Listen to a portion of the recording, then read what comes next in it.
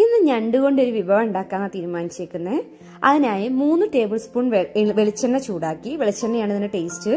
വെളിച്ചെണ്ണ ചൂടാക്കി ഒരു വലിയ സവാള കൊത്തി എരിഞ്ഞതും, 2 പച്ചമുളക്, 1 ടീസ്പൂൺ ഇഞ്ചി വെളുത്തുള്ളി പേസ്റ്റ് ചേർത്ത് ആ എണ്ണയിൽ നല്ലവണ്ണം വഴറ്റുക. നല്ല എണ്ണയിൽ ഇത് വഴന്ന് കഴിഞ്ഞു കഴിഞ്ഞാൽ 1/4 ടീസ്പൂൺ മഞ്ഞപ്പൊടി, കളർ മാറണം കേട്ടോ, ഇത് വഴറ്റി കഴിയുമ്പോൾ കളർ മാറും. ദെൻ 1/4 ടീസ്പൂൺ മഞ്ഞപ്പൊടി, 1.25 ടേബിൾ സ്പൂൺ മുളക് പൊടി, 1 ടേബിൾ സ്പൂൺ മല്ലിപ്പൊടി, 1 ടീസ്പൂൺ ഗരം മസാല, 1/2 ടീസ്പൂൺ കുരുമുളക് പൊടി, 1/4 ടീസ്പൂൺ പെരിഞ്ജീരകം. ഇത്രയും പൊടികൾ ചേർക്കുക.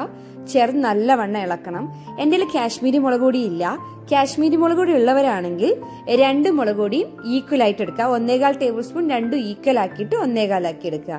ദെൻ നല്ലവണ്ണം ഈ എണ്ണയിൽ കിടന്ന് ഈ പൊടി മൂക്കണം. പൊടി മൂത്ത് പച്ചമണം മാറണം.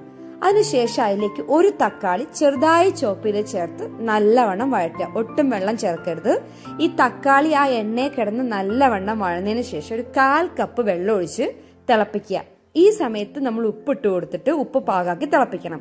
നല്ലവണ്ണം തിളച്ച ശേഷം കഴുകി വൃത്തിയാക്കി 2 ഞണ്ട് വാങ്ങിയപ്പോൾ 1/4 കിലോ ആയിരുന്നു. ഇത് അത്യാവശ്യം വെയിറ്റ് ഉണ്ടാവും. കഴുകി വൃത്തിയാക്കി ഈ 2 ഞണ്ട് 1/4 കിലോ ഞണ്ടിനെ നല്ലോണം മിക്സ് ചെയ്തിട്ട് 1/2 കപ്പ് വെള്ളം ചേർത്തിട്ട് വീണ്ടും ഇളക്കുക.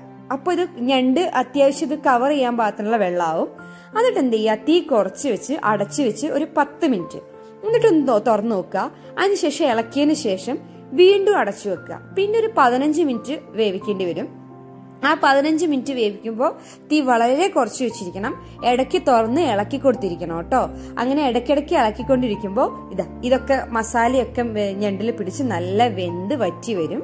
നമ്മുടെ ഞണ്ട് പിരളൻ റെഡി.